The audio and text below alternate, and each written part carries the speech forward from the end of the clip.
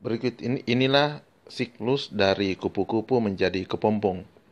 Nah, kupu-kupu bertelur itu kurang lebih 2 sampai 6 hari. Itu jadi sini membutuhkan 2 sampai 6 hari untuk bertelur.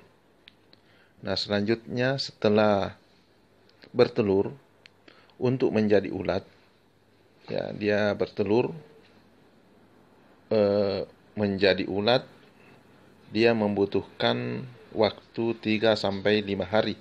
Nah, 3-5 hari kemudian dia menetas, menghasilkan ulat seperti ini.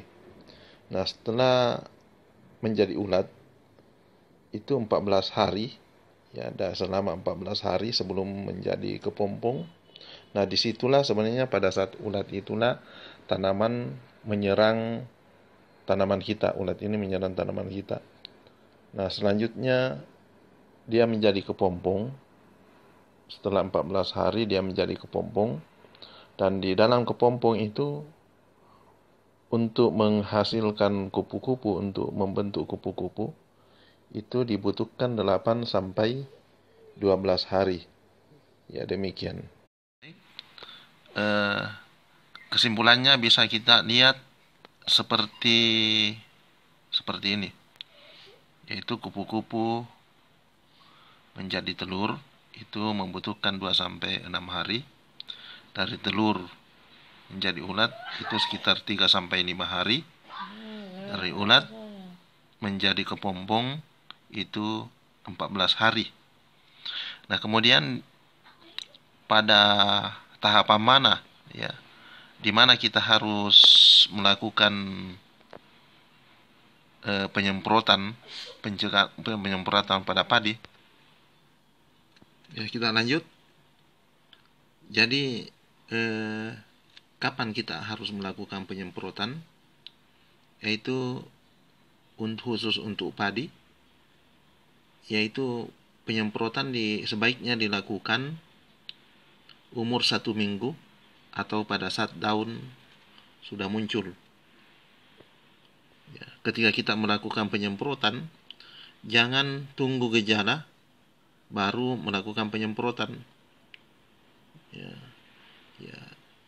Jadi sebaiknya pada saat tanaman sedang suburnya, itu kita harus melakukan. Jadi tidak boleh menunggu nanti sudah terserang hama baru kita menyemprot. Nah, di mana daya tahan pestisida itu bisa bertahan sampai 7 sampai 14 hari. Dan itu harus dilakukan secara bertahap. Ya, setelah 14 hari disemprot lagi. Ya, tujuannya untuk memutus siklus hidup hama. Nah, di mana kita harus melakukan penyemprotan, yaitu penyemprotan sebaiknya dilakukan pada fase kupu-kupu, yaitu pada fase kupu-kupu, telur, dan kepompong. Nah, sementara kalau kita menyemprot pada saat ulat sudah merusak tanaman, maka boleh dikatakan pada saat itu sudah terlambat. Jadi apa yang harus kita pestisida, apa yang harus kita gunakan, ya tergantung dari kebiasaan. Yang penting kita harus memperhatikan waktu-waktu kita menyemprot dan di mana kita harus menyemprot. Jadi pada saat baiknya kita menyemprot sebelum menjadi ulat. Sebab kalau sudah menjadi ulat, itu biasanya sangat susah sekali dikendalikan. Ya, kenapa susah dikendalikan? Karena biasanya ulat-ulat itu sudah ada yang bersembunyi di dalam batang, di bawah daun, dan lain-lain sebagainya.